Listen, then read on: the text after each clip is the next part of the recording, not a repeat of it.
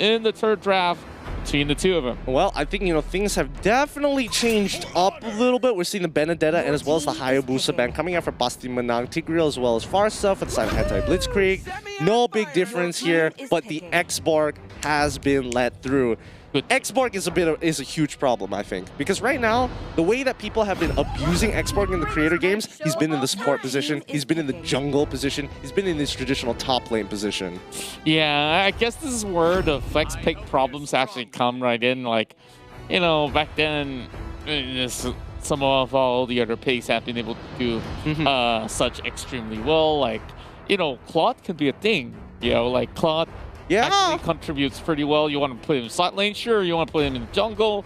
Go ahead. And, well, of course, funnel strat isn't really the best strat at the moment. Not doable. Anymore. It's doable, but it's not as effective as it used to be. Like getting level 4, getting level 4 before pre 2 minutes. It was a whole thing. It was a whole thing. It's history now, but let's see how this is going to play out, because not only Sun has been locked in, but the Jawhead from Pasti Menang. So they are denying anti-Blitzkrieg. Linares has to find another support to play, which I don't think is going to be a problem for him. And I agree that they need to show respect to this man, because again, he's an absolute rock for this team. Yeah, and I'm thinking that Pasti Menang now getting some of their most comfortable picks, especially with Sun. Remember back in Game 1 what he could actually do with it? Yep. Now, hopefully, the Chill should be able to actually seek him out, but then again, have to sift through how many clones. I don't know. Well, I guess leave it to Harley. Harley should be doing a better job weeding that out. But Yi Shin probably is a better answer. It will tell you where exactly this Sun is going to be. Kind of, sort of, maybe. Because, yeah. So here's the problem, right? So it works both ways, where it's great to actually have the Yi Shin using the Mountain Chakra against specifically Sun, because again, if everybody is like all rushing towards you and you press the Mountain Chakra, it also procs on the clones. So then you'll have more targets on the ground that you could accidentally walk into. So it's a little bit of like it's good, but also kind of bad. It's very difficult to tell. But now Kagura, as well as Matilda being banned out, Kufra being the lock-in for Linares as expected, jumping back over to Pasti Menang to finish off the composition. Yeah, I'm just looking at the way that they actually set it up pretty well, especially when they were to actually dive in coming from Pasti Menang. Well, hello there. It's definitely going to be a lot harder for them to get out, but Terizla! Let's go! Yes! Okay. I know why you're excited. I'm so pumped. Your favorite pick. Tell us more. Why is Cecilion? Why Terizla? And now, it seems like anti-Blitzkrieg now baffled. Like, what are these picks? What do we respond with?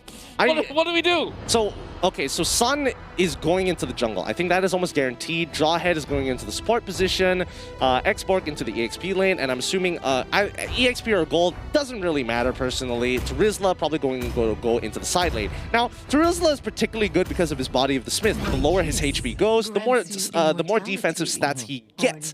But now, great answer from anti-Blitzkrieg. They're thinking, all right, no matter who it's going to be, let's say if Terizla goes into the gold lane, because you want X-Borg to get the levels early on, so they're predicting that X-Borg is going to EXP lane.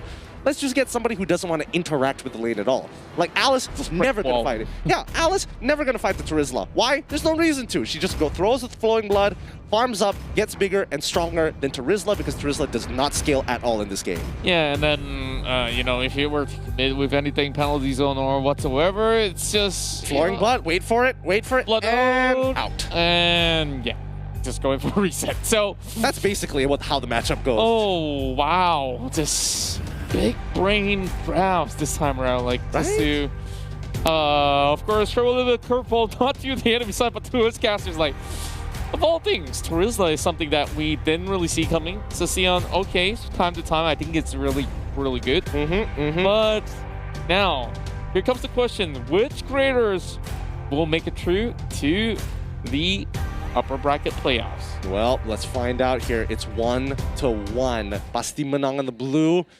Anti-Blitzkrieg, the red. Everything is on the line here. But don't worry.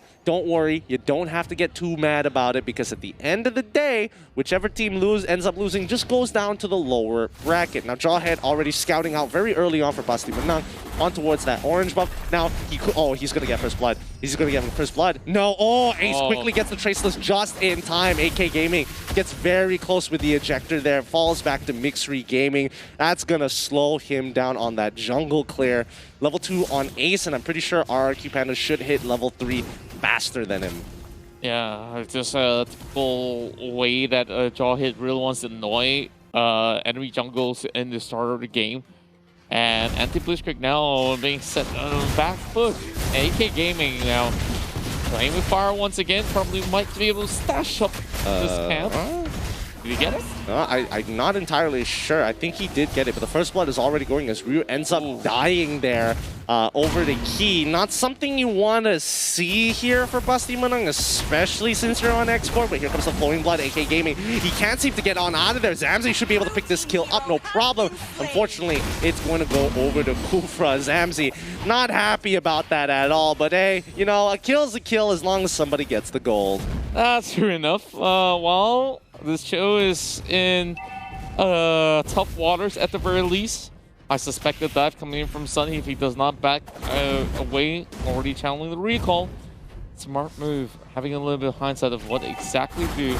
Anti-Blitzkrieg starts off with very decent lead with 2 kills in the back. And Mountain Shotgun now being expended already.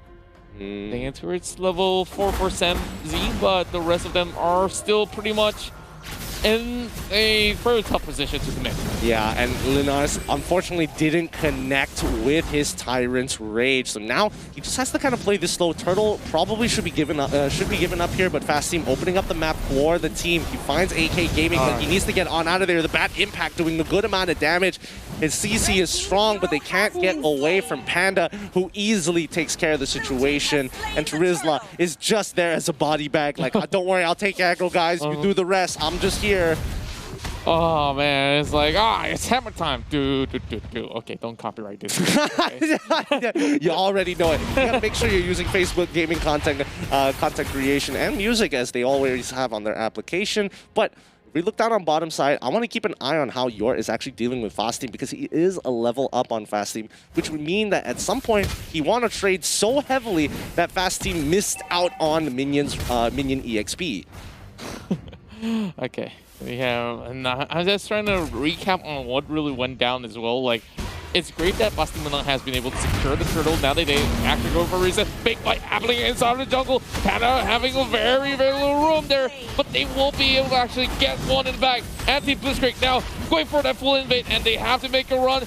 Burger, I'm a big pop of the last insanity as well, chasing on to Linas gets kicked all the way back, and that will be another kill for Ryu. And Pasti Menang, they got the upper hand in this one. Ace was so close to trading. He knew he was going to die, but if he got that kill onto that X-Borg, I think the killing spree would give him just enough health to maybe look for another, but I don't know. The situation was really, really tough. Well played to Pasti Menang. They played to their strengths. They made sure they fought in choke points to get maximum efficiency from Mixed Gaming on the Sicilian.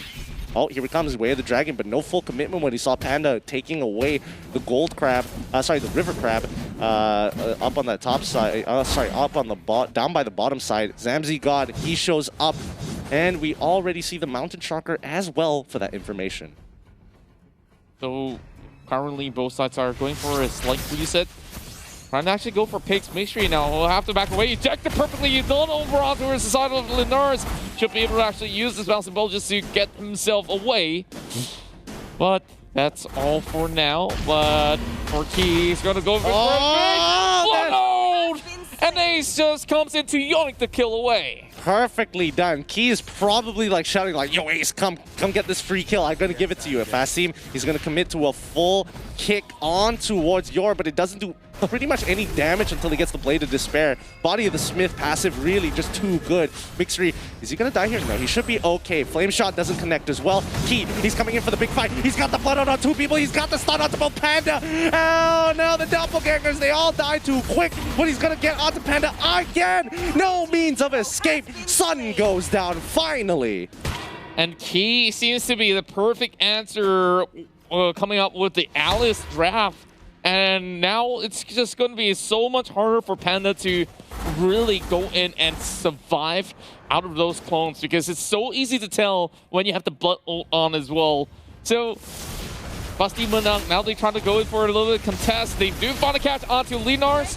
That's 1 kill after having a perfect ejector, but Zamzito is going for a big kill with the Deadly Magic while they are going for a collapse. Oh, Key again with the blood, and with this time with the last Insanity, is it going to be enough? Key gets on out of there with a flowing blood. Fast Team already chunked out as well. Ace, he hides in that Pixel Brush, manages to get rid of a doppelganger here, but he's still going. Panda is so healthy, he's looking for targets to chunk out here, but Zamzi God, he holds strong. Panda so low. Ace, he can't die to Yor just like that. Yeah, Zamzi, is he going to continue on? No, he pulls on backwards. 2 for 2 trade.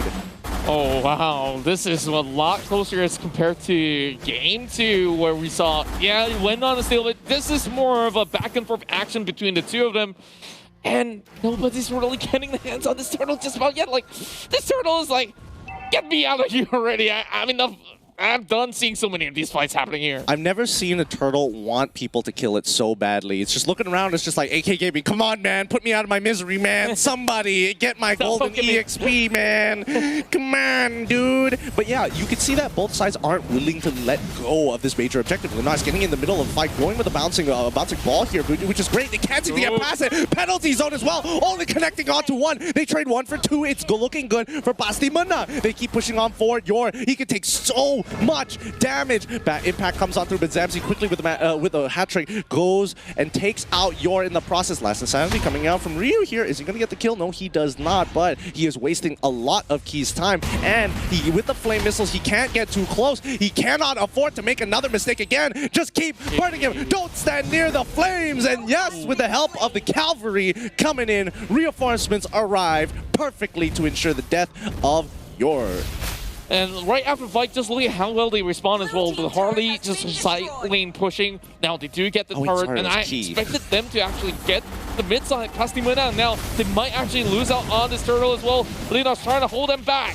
And here comes commitment. Oh, Panda, he gets chunked out first, but AK Gaming with the Deadly Magic. He needs to make his efficiency now. He gets onto Ace. However, Linars will trade 1 for 1. Supports are going down. Ace, he's got plenty of damage with the orange buff. However, Yor literally is a brick wall. They can't seem to get past him. Oh, it's so hard for them to actually do anything when this story is all around.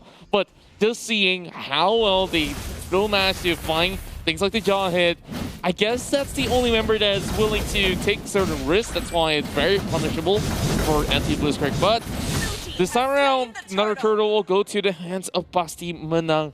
But yet again, it's only like, what, 8,000 in difference? Let's take a look at the items for a bit. Later have to see, this is a very offensive Cho that we're seeing from Fast Team. Now, yeah, we're only seeing offensive Chos here at the Creator Games so far. Like, nobody wants to play the traditional style. Oh, Zamzi, he's in so much trouble. He has to go and space out of there. Oh, I keep thinking that Panda is going in, and then I realize, oh yeah, it's just a doppelganger. It's taking way too much damage. But Linards unfortunately misses the Tyrant's Rage. No revenge as well. He quickly goes into the bouncing ball to pull on backwards. They manage to survive. Oh, the bite was so close onto Ace, but the Traceless was perfect. Ryu gonna get the last Insanity onto Key. Good true damage here with the help of Panda to secure that kill with his corrosive side. He continues on pushing forward. Gamzee, God, he gets caught out as well. Panda is able to get a double kill. Fast Team with the Way of the Dragon. He even dodges the penalty zone. The disrespect. Oh, the humanity. Oh boy, I guess you just gotta show them something when your teammates are falling flat and you just want to play a little bit of mental warfare against your enemies. Why not just start hitting the recall button? Start hitting the recall. I mean, if they started emoting, it's like, okay, now that's just disrespectful. But recall, still tasteful. Yeah, some may say stickers are still fun. And For now, I guess there's just a little bit of downtime before we get ourselves any sort of major objectives to be siege. Less than 30 seconds though.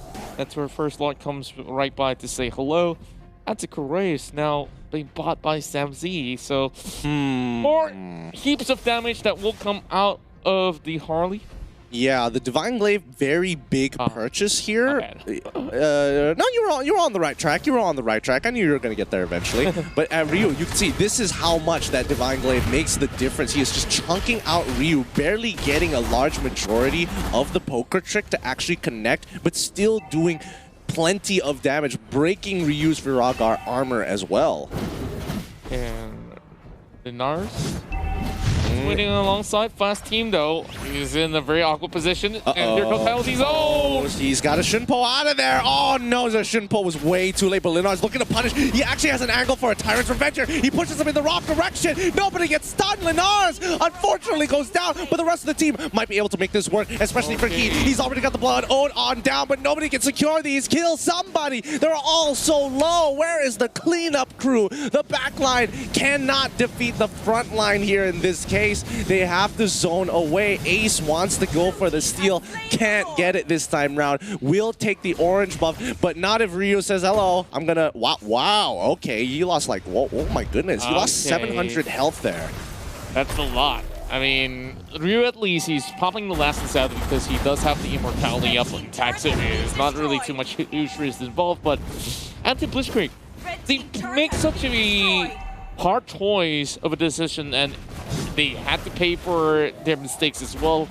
And you see in that blink of an eye, the mid side now has tier 2 already crushed, already having more of these minions being shoved in, and the worst case scenario, that Lord might actually hit over on towards the inhibitor turret, so I don't know. Very, very concerning news.